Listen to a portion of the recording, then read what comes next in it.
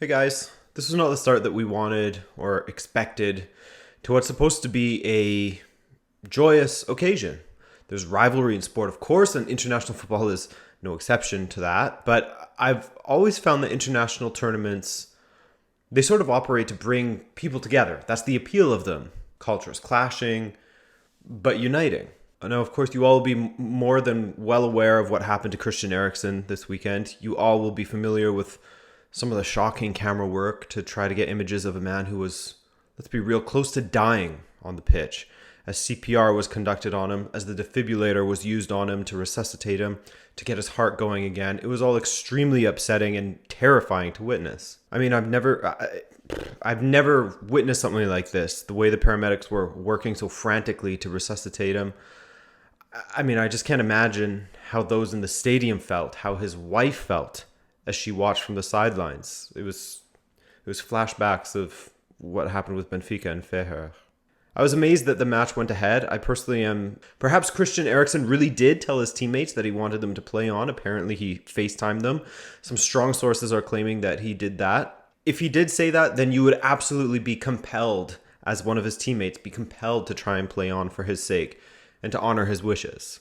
So there's a lot that we don't know. What we do know is that the referee, Anthony Taylor, almost immediately stopped the match when he saw that Eriksen was down. We do know that Simon Kjær rushed to his teammate, made sure his airways were clear, that his tongue wasn't stuck in his throat, got him on his side, and began the CPR process. Then was one of the first to go and comfort Eriksen's wife alongside Schmeichel, as she was understandably inconsolable. He was one of the ones that set up that wall around Eriksen so the cameras couldn't get footage of him. These precious seconds, that from Taylor and Kjær could have been the difference between Eriksen's recovery and a horrible tragedy. We got yet another reminder, as if we needed more of them after this pandemic, of how incredible the medical professionals are in this world, with how quickly they react and how they were able to stabilize his condition on the pitch. The trainer after the match said that when he reached Eriksen, he was breathing and conscious. He could feel his pulse, and then his heart stopped beating. We also saw his teammates uniting to block the view of the cameras, as Kjær got that all set up when the camera people didn't have the sense to cut away to something else. We saw Finland supporters throwing their flags to the medical team in order to help block the view and give Eriksen the privacy he deserved while he was fighting for his life there. We saw supporters from both sides uniting and chanting Eriksen's name while the match was suspended. We saw some beautiful moments, some light, if you will, in a very dark 15 minutes or whatever it was. It felt like it was an eternity. Now we understand that Eriksen is stable, he's capable of speaking, which is a massive relief, and is recovering in hospital. I didn't want to share any images of him from the match, neither here or on social media, to be honest, and my God, there's no way in hell I was going to monetize this video. Is the idea of profiting, it just makes me sick. So who's we? Who am I kidding with this we shit? It's just me. I wish Eriksen and his family all the best, and I hope that he'll be back to football in whatever capacity he'll be capable of safely in the near future. All right, let's go over what happened in Euro 2020 these past couple days. It all kicked off with a matchup that I think a lot of us had high hopes for. Turkey taking on Italy in Rome, and I gotta say I was pretty disappointed in Turkey's approach. Extremely defensive, it felt like. Well, it felt like two things, actually. First of all, the first half just oozed first match of the tournament vibes. Nobody wants to be a loser in the first match of the tournament when there will be so many eyes on you. And second, it felt like Turkey were playing for a draw from the outset, playing with the focus of simply not conceding and praying Burak Yilmaz could steal a goal on the counter. I didn't like that approach, and I don't think neutrals enjoyed it either. But that said, Italy took a bit of time to find their feet, didn't they? Initially, they were attacking down the right side through Berardi, but Florenzi wasn't getting forward enough to help him on that right side, so they found little joy in doing so. But once they started involving the left side of their attack in things, with Insigne and Spinazzola on the flanks, that's where most of the danger came from for Italy. Still, the final ball and finishing wasn't quite on for Italy until the second half, and that's when this match finally got the breakthrough that it needed. It needed a breakthrough from Italy in particular, otherwise it would have continued on the same. In the 53rd minute, Berardi's cross bounced off of Demiral and into the back of the net, and it was game on from there. No longer could Turkey, just sit back and play for a draw. They had to commit more men forward in order to get anything from this match, and in doing so, they of course gave up some of their defensive duties, and they paid for it twofold. First, we saw a great ball across the box that Spinazzola eventually fired low and hard, forcing a save from the keeper, and Immobile jumped on the rebound. Then Immobile, from some great passing from Italy, a bit of a mistake from the keeper to begin with, but great passing, Immobile played a setup man for Insigne to make it 3-0 Italy. That was a great finish from Insigne, got it right that time. Italy deserving winners. Hopefully this playing for a 0-0 won't become a trend. As you know, all points matter when 4 of the best third place teams advance. This match actually felt similar to the tournament's opening match, Italy and Turkey, at least early on.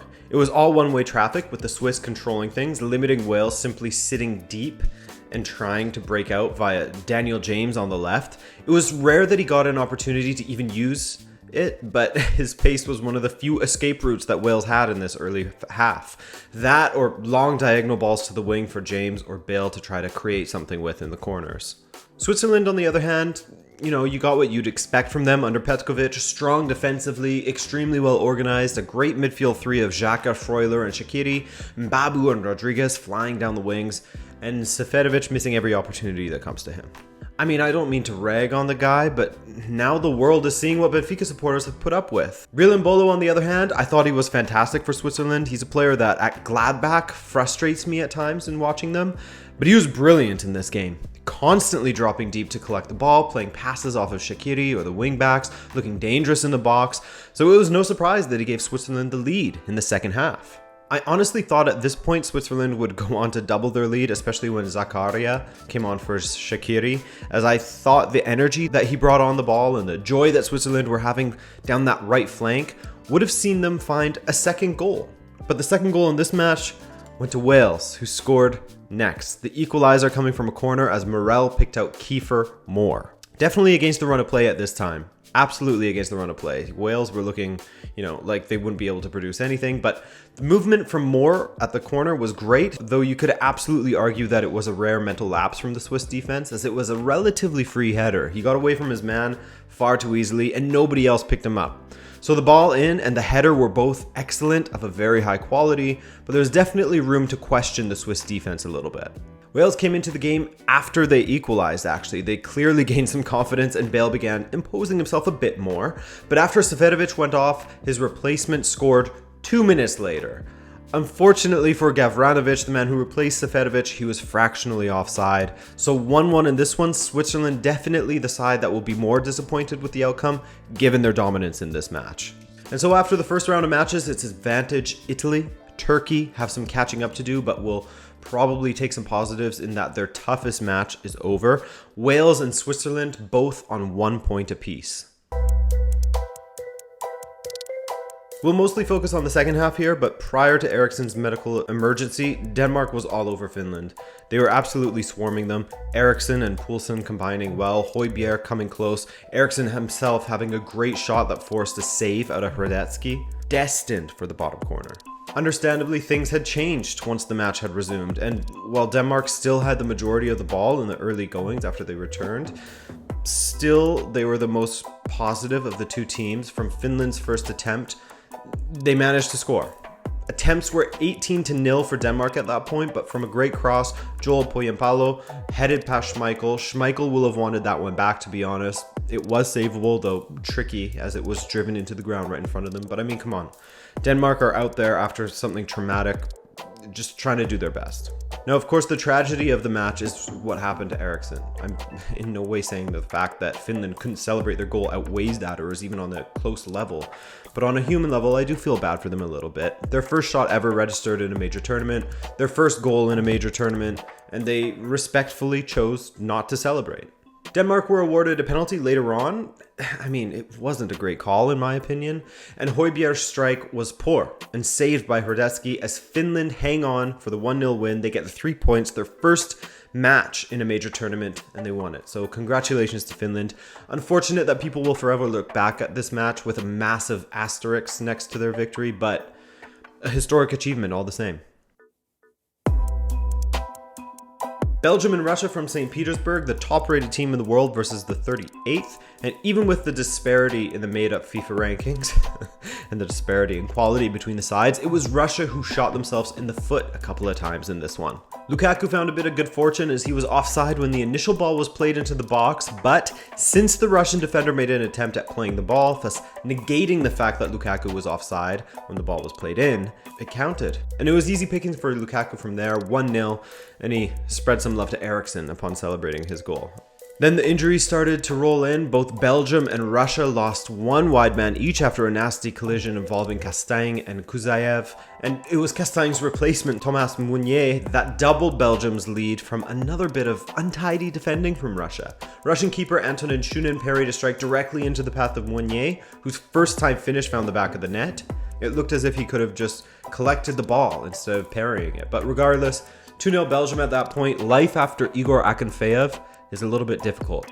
While Russia looked lifeless and at times incapable of beating this back five of Belgium, they did improve in the second half, though the chances didn't exactly start rolling in for them. It was more of a case of Belgium just being less dominant than they were in the first half. Credit to Belgium though, an exciting side to watch. Lukaku got a second goal, so he's looking great. Carrasco especially, he was building off of his great form from this season with Atletico. Eden Hazard had a cameo and a great turn in there. It's definitely a side that will strike fear going forward, but I'm curious to see how their defense holds up against, some better attacks from this tournament, So Belgium and Finland lead in Group B on 3 points apiece, while Russia and Denmark are on 0 points. Next up in this group is Finland versus Russia, while Denmark will take on Belgium. Alright guys, that's it for this one. Hopefully we'll have some good news in the coming days surrounding Eriksen, but beyond that, I wish you all well, take care of yourselves, and we'll see you in the next video. Ciao!